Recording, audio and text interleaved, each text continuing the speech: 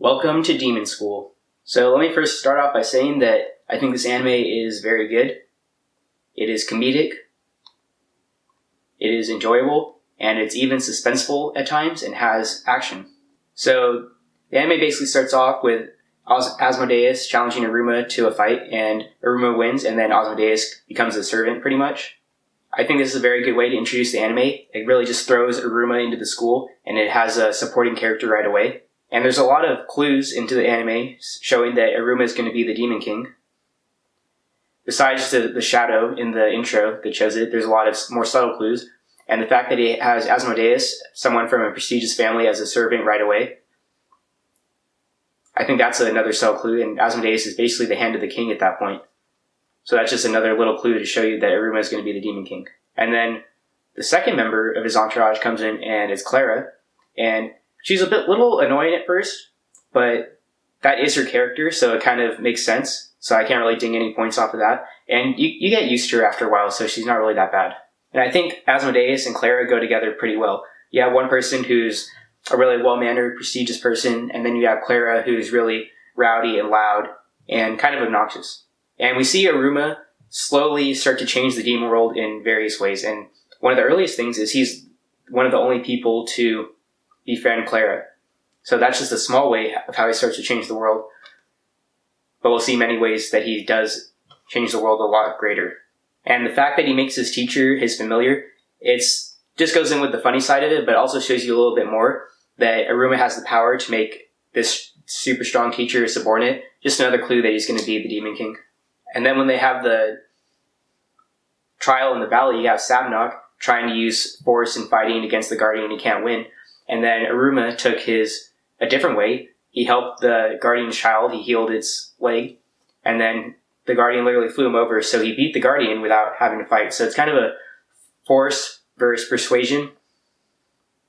Force didn't work, but persuasion did.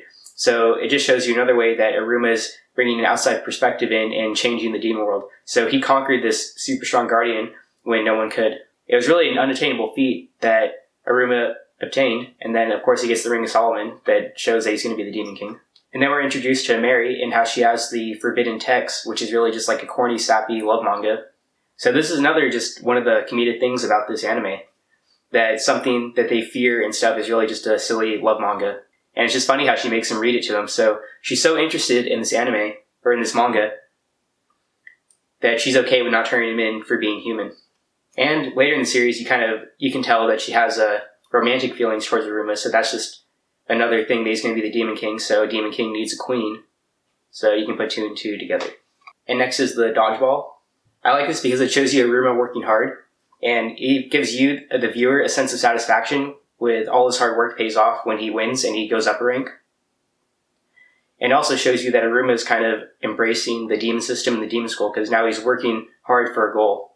And then I think the best part and the main part of this anime is the battler.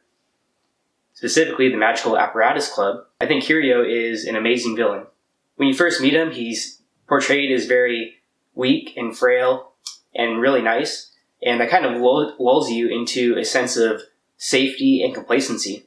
So I think it's really good. You really let your guard down, and then when you see that he's doing this evil plan, you think it was for a certain reason. You can kind of understand where he's coming from, but then it completely turns it on its head when he tells the truth, and then you realize, oh, he's just sadistic and evil. So they kind of turned it on you twice. At first you think he's a good person, and then you think he's a bad person with a relatable motive, and then you find out he's just evil. So I think that was really well done. It wasn't really predictable, and it serves as a good lesson for Iruma. He has to remember that he is dealing with demons, and he is going to have more conflicts in the future if he wants to be the Demon King. And then after that, the series kind of winds down with the Dem Idol. It wasn't bad, but personally I think it was kind of the least good out of all the other parts of the anime. But it does show you him form stronger bonds with his classmates, and he is doing kind things, which is aligned with him in the anime. So I don't really think it's bad. I just think that compared to everything else, it's probably the weakest link, but it's not bad. So overall, this anime has a little bit of everything. It has drama, action, comedy, And the characters are really just so vibrant and alive. And I would give it a 9 out of 10 because it is really good, it's enjoyable to watch, and it doesn't really have any flaws.